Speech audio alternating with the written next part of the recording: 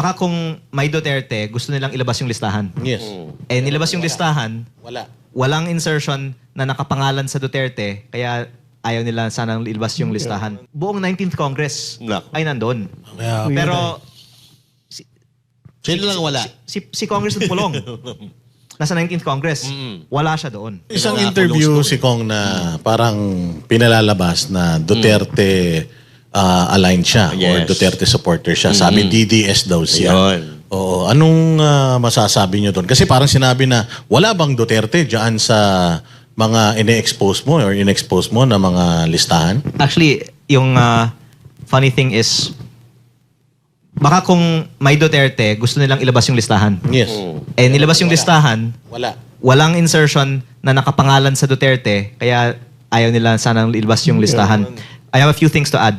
Number one, sa 2025 budget per district summary ng DPWH mismo, nandun yung allocable per district. 4 na distrito sa bansa ay 0 ang allocable budget. 2 sa Davao City, 1 sa Davao del Norte, at 1 sa Zamboanga City. Sino ba yung mga nandun? Kasi... Congressman Puro Davao Pulong, Ungab, Bebot Alvarez, at Quimero Olaso, if I'm not Yun. mistaken. At dapat lang ikumpirma ng DPWH, totoo ba ito o hindi. Yan. Kasi factual naman yan eh. Yes.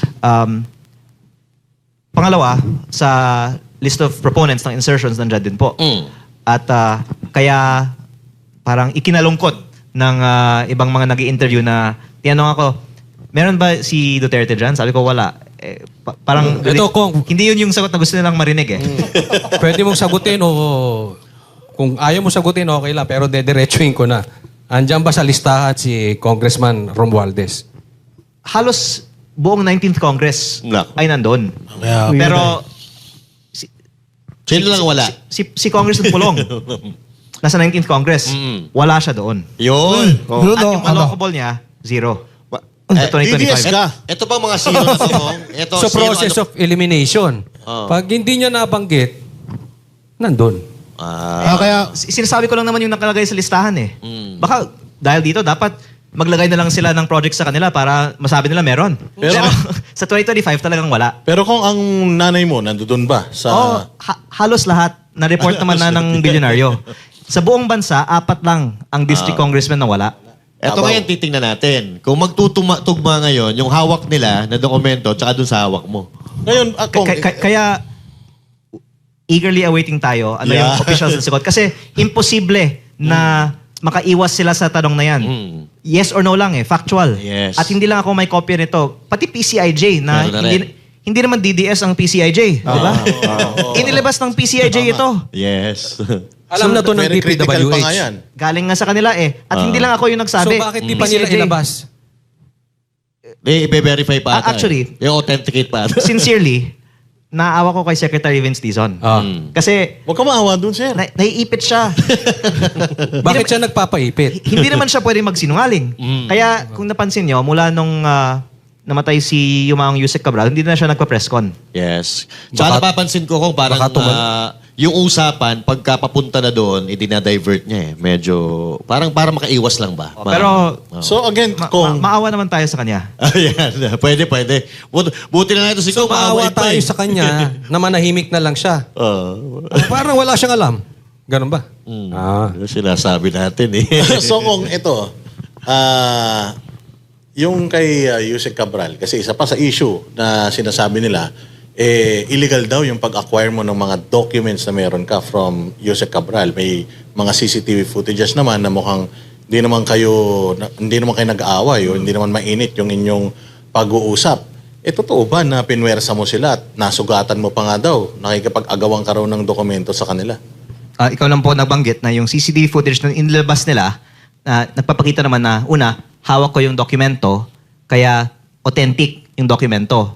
At pinag-uusapan namin as we were walking through the hallway ng maayos naman. At hindi lang yun, 3.5 buwan ang lumipas mula noon at ng kanyang death na wala naman din siyang sinabi. By the way, November ko pa sinasabi sa publiko na meron akong kopya nitong datos at at the time, hindi lang pinag-interesan ng iba, ang sinasabi ko tungkol dito. Pero there was all this time for the DPWH to raise an issue with my possession of the documents, and only when I was challenging them to release it, did they then go and say that. And I think the public can see naman na mali naman na ang focus nila ay ang possession ko ng documents instead of them answering bakit hindi nila inilalabas ito. At hindi lang naman po ako kasi ang may kopya nito, pati ang iba may kopya nito.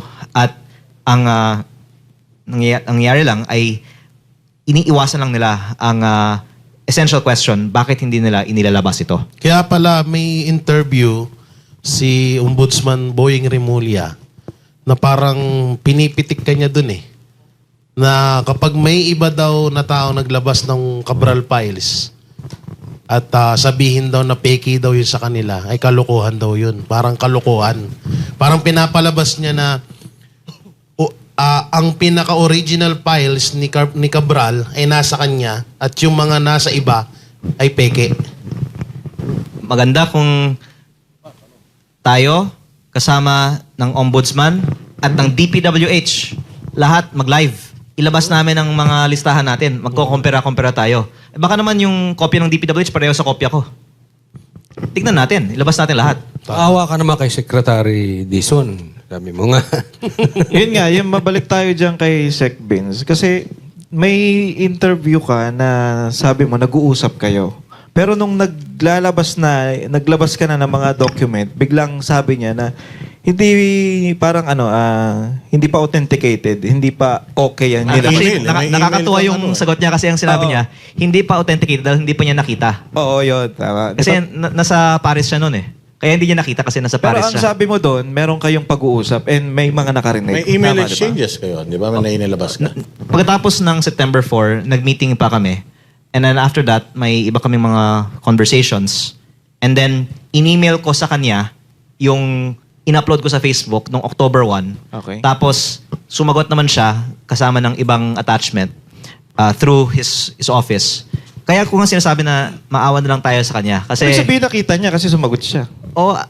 alam naman natin na alam niya na totoo ang files na ito. Kasi ang PCIG na nga nag-upload din ito Kaya hindi na lang siya siguro mag-comment tungkol dito Kung pa. ang nangyayari kasi dito, parang nagkakaroon ng laglagan. Opo, pero actually, between us, sadya ko pong hinahayaan sila na Okay. magsalita kasi let them weave together their own narratives. Kasi marami din mga inconsistencies. Una, sinabi ni Yusek Claire, let DPWH answer. Tapos sabi ng DPWH, hindi pa namin ma-authenticate dahil hindi pa namin nakita. Tapos sinabi nila, ibinigay na namin sa ombudsman. Tapos sinabi naman ni Assistant Ombudsman na mahalaga ito dahil maraming leads at bigyan nyo lang kami ng oras para i-authenticate ito at gagawin daw nila in private para hindi mag-fuel ng public speculation. Pero importante daw. Yan ang sinabi niya sa ANC this week. Pero since then, there have been other statements saying na walang katibayan siya kasi wala na daw si Yusek Cabral. Pero hinayaan natin sila na magbigay ng kanilang mga statements.